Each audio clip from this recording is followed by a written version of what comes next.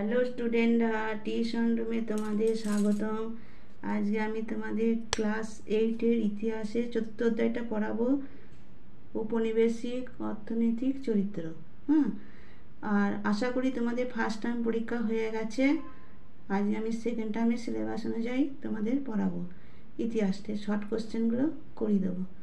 আর চ্যানেলটিকে ভালো লাগলে প্লিজ একটা সাবস্ক্রাইব করে দেবে, শেয়ার করে দেবে, যাতে তোমাদের বন্ধুরা দেখার সুযোগ পায়। আর একটা লাইক দিতে ভুলবে না। লাইক দেবে। আর কমেন্ট বক্সে তোমাদের পড়াটা কেমন হলো, লাগলো, ভালো লাগলো কি না সেটা জানাবে। আচ্ছা দেখো, পড়াতে আসা যাক। কত খ্রিস্টাব্দে 76-এ মন্বন্তর দেখা দিয়েছিল? 1769 থেকে 70 খ্রিস্টাব্দে 76-এ মন্বন্তর দেখা দিয়েছিল। কে কত খ্রিস্টাব্দে ইজারাদারি ব্যবস্থা চালু করেন? উত্তর দেখো, 1772 খ্রিস্টাব্দে ওয়ারেন হেস্টিং। কত খ্রিস্টাব্দে চিরস্থায়ী বন্দোবস্ত চালু করা হয়? 1793 খ্রিস্টাব্দে। তারপরে প্রশ্ন দেখো, আবওয়াব কি? এক ধরনের বেআইনি কর। তারপরে দেখো, সূর্যাস্ত আইন কি? এটা খুবই ইম্পর্টেন্ট। স্টার মার্কস দিয়ে দিলাম। দেখো উত্তরটা দেখো, নির্দিষ্ট একটা তারিখের মধ্যে প্রাপ্য রাজস্ব কোম্পানিকে দিতে হতো। এই ব্যবস্থা সূর্যাস্ত আইন নামে পরিচিত ছিল। নির্দিষ্ট তারিখে সূর্য ডোবার আগে প্রাপ্য রাজস্ব কোম্পানিকে জমা দিতে না পারলে জমি ও সম্পত্তি বিক্রি করার অধিকার কোম্পানির ছিল। তারপর দেখো, বঙ্গদেশের কৃষক প্রবন্ধের রচয়িতা কে? বঙ্কিমচন্দ্র চট্টোপাধ্যায়। তোমরা প্রশ্নগুলো প্রথম থেকে শেষ অবধি দেখবে, মাঝখানে ছেড়ে দেবে না, তাহলে ইম্পর্টেন্ট প্রশ্ন মিস করে যাবে। আমি সব খুঁটিয়ে খুঁটিয়ে প্রশ্নগুলো লিখিয়েছি।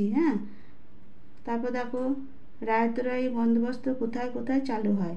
উত্তর দেখো, মাদ্রাজ ও বোম্বাইয়ের কিছু অংশে রায়তওয়ারি রাজস্ব ব্যবস্থা চালু হয় বন্দোবস্ত।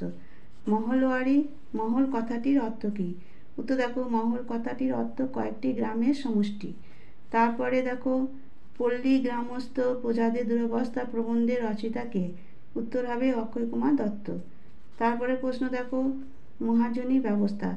এটা তোমাদের পাঠ্যপুস্তকের 58 পৃষ্ঠাতে আছে, তোমরা দেখে নেবে, এটা টিকা আসবে, খুব ইম্পর্টেন্ট খুব। এটা খুবই ইম্পর্টেন্ট করবে। তারপরে প্রশ্ন দেখো, অর্থনীতির আধুনিকরণ কাকে বলে? রেলপথ বানানো, রপ্তানির হার বাড়ানো ও কৃষির বাণিজ্যিকরণের প্রক্রিয়াকে একসঙ্গে অর্থনীতির আধুনিকীকরণ বলে। তারপরে দেখো, দাদন কি? উত্তর দেখো, দাদন কথার অর্থ অগ্রিম টাকা।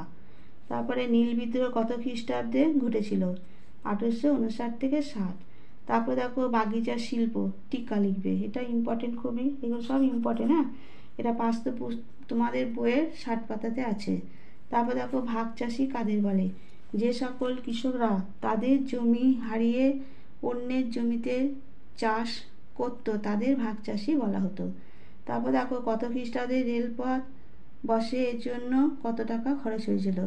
1905 খ্রিস্টাব্দে 360 কোটি টাকা খরচ হয়েছিল। তারপর দেখো, দাক্ষিণাত্যে কত খ্রিস্টাব্দে তুলোর দাম একদম কমে যায়? উত্তরে দেখো, 1870 খ্রিস্টাব্দে। তারপরে প্রশ্ন হচ্ছে, দাক্ষিণাত্য হাঙ্গামা, এটা টিকা এটা হচ্ছে পাঠ্যপুস্তকে 61 পাতায় আছে তোমাদের, এটা খুব ইম্পর্টেন্ট, আমি ইম্পর্টেন্টগুলোই সম্বন্ধে দিয়েছি। এগুলো করবে। কত খ্রিস্টাব্দে এগ্রিকালচারিস্ট রিলিফ ট্যাক্স জারি করা হয়? 1879 খ্রিস্টাব্দে। কত খ্রিস্টাব্দে টেনান্সি অ্যাক্ট চালু করেন? 1885। কত খ্রিস্টাব্দে ব্রিটেনের সুতির কাপড় ব্যবহার বন্ধ করে দেওয়া হয়? এটা উত্তর হবে 1720 খ্রিস্টাব্দে। তারপরে দেখো, অবশিল্পায়ন কাকে বলে? 1813 খ্রিস্টাব্দে ব্রিটিশ ইস্ট ইন্ডিয়া কোম্পানির হাত থেকে ভারতের বাজারের একচেটিয়া অধিকার চলে যায়। সেই সময় থেকে ধীরে ধীরে বিভিন্ন ব্রিটিশ পণ্য ভারতে আমদানি করা হতে থাকে। তার ফলে নানারকম বৈষম্যমূলক প্রতিযোগিতার মুখোমুখি হয়ে ভারতের দেশীয় শিল্পগুলি ক্রমে ধ্বংস হতে থাকে। ভারতীয় শিল্পের অবলব্ধির ওই প্রক্রিয়াকে অবশিল্পায়ন বলা হয়। এটা ইম্পর্টেন্ট আছে, তোমরা করবে এটা। হ্যাঁ, তারপর দেখো কোন কোন শহরগুলি হস্তশিল্পে দুর্বল হয়ে পড়ে। এটা হবে মুর্শিদাবাদ, ঢাকা, সুরাট প্রভৃতি শহরগুলি হস্তশিল্পে দুর্বল হয়ে পড়ে। তারপরে প্রশ্ন দেখো, ব্রিটিশ সাম্রাজ্যের রত্ন কাকে বলা হতো? ভারতকে। তারপর দেখো কত খ্রিস্টাব্দে বোম্বাইতে প্রথম সুতির কাপড় তৈরির কারখানা চালু হয়? 1853 খ্রিস্টাব্দে। তারপরে প্রশ্ন দেখো কত খ্রিস্টাব্দে কোথায় প্রথম পাটের কারখানা চালু হয়? দেখো উত্তর দেখো 1855 খ্রিস্টাব্দে হুগলির ইসরাতে। তারপরে প্রথম রেলপথ কোথায় চালু হয়? উত্তর দেখো মুম্বাই থেকে থানে পর্যন্ত ভারতে প্রথম রেলপথ চালু হয়। তারপর দেখো কত খ্রিস্টাব্দে কার আমলে রেলপথ নির্মাণের প্রকল্প শুরু হয়? 1853 খ্রিস্টাব্দে লর্ড ডালহৌসির আমলে। তারপর দেখো কত খ্রিস্টাব্দে টেলিগ্রাফ যোগাযোগ চালু হয়? 1851 খ্রিস্টাব্দে। এই প্রশ্নগুলো তোমরা সব লিখে নেবে। আমি সব তোমাদের এই অধ্যায়টা থেকে খুঁটি খুঁটি প্রশ্ন করেছি, তোমরা লিখে নেবে, দিয়ে মুখস্থ করবে, তোমরা কমন পেয়ে যাবে। কত খ্রিস্টাব্দে দ্বিতীয় ইঙ্গো বার্মা যুদ্ধ হয়? উত্তর দেখো 1852 খ্রিস্টাব্দে এপ্রিল মাসে। বার্মার রাজধানী কোথায়? রেঙ্গুনে। তারপর দেখো সম্পদের বহির্গমন কাকে বলে? এটা আসতে পারে প্রশ্নটা। হ্যাঁ, উত্তর দেখো উপনিবেশ হিসাবে ভারতের সম্পদকে ব্রিটেনে নানাভাবে স্থানান্তরিত করা হতো। তার প্রতিদানে অবশ্য ভারতের অর্থনৈতিক উন্নয়ন হতো না।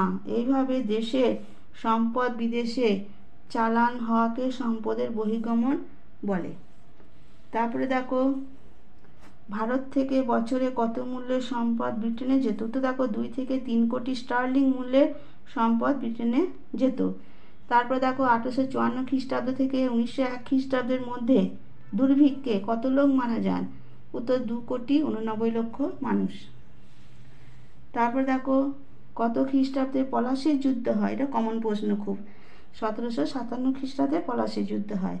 তারপরে লাস্ট প্রশ্ন দেখো কৃষির বাণিজ্যিকরণ বলতে কী বোঝে? এটা টিকা আসবে, টিকা করবে। এটা পাঠ্যপুস্তকে তোমাদের 59 পাতাতে আছে। এটা খুবই ইম্পর্টেন্ট। হ্যাঁ, করে নেবে। আমি যে প্রশ্নগুলো দিলাম সেগুলো তোমরা করবে। আমি বই থেকে খুঁটিয়ে খুঁটিয়ে তোমাদেরকে দিয়েছি, একটা প্রশ্ন বাদ দেবে না। শর্ট কোশ্চেন উত্তর করতে গেলে সমস্ত অধ্যায় থেকে করতে হবে। আমি বই থেকে যেগুলো ইম্পর্টেন্ট সেগুলো দিয়েছি খুঁটিয়ে খুঁটিয়ে, তোমরা করবে, খাতায় লিখে নেবে। আচ্ছা, আর চ্যানেলটিকে ভালো লাগলে প্লিজ একটা সাবস্ক্রাইব করে দেবে, লাইক দিতে ভুলবে না, আর শেয়ার করে দেবে যাতে তোমাদের বন্ধুরা দেখার সুযোগ পায়। আর কমেন্ট বক্সে তোমাদের মতামত জানাবে, আমি কেমন পড়া বোঝাতে পারছি কিনা, তোমাদের কতটা কাজে দিচ্ছে সেটা কমেন্ট বক্সে আমাকে জানাবে। আচ্ছা ঠিক আছে, আজকে আমার ভিডিওটা আজকে শেষ করলাম।